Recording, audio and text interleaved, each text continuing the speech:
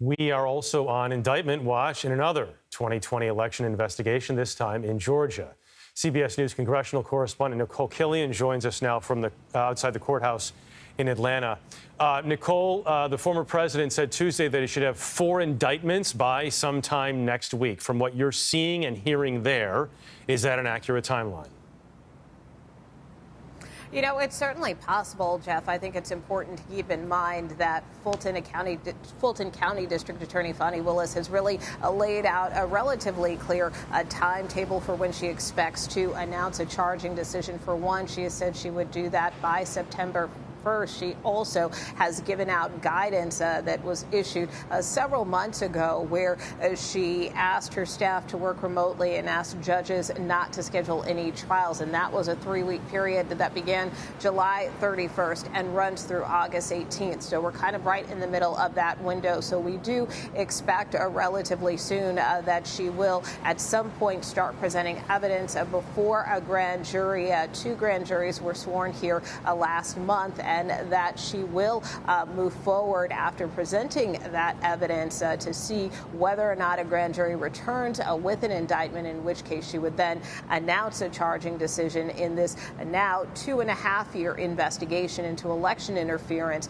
here in the state of Georgia. Do we know anything else about the movements and conversations of the grand juries at this point?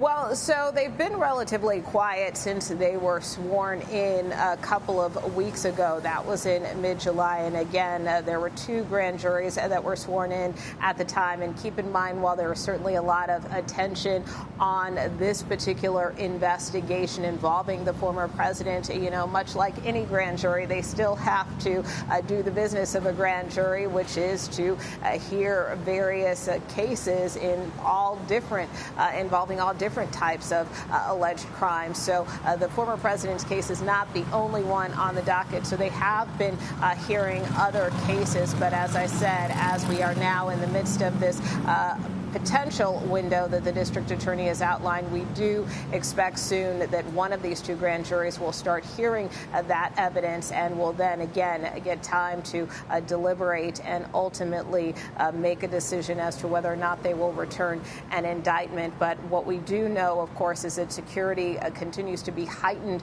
around the courthouse. Last week there were barricades that were set up. This week there are road closures in and around the courthouse. The traffic inside of the court is very light, so certainly security remains paramount here in Fulton County as they prepare for a grand jury to move forward with a potential indictment and decision. Okay, Nikole Killion, thanks so much.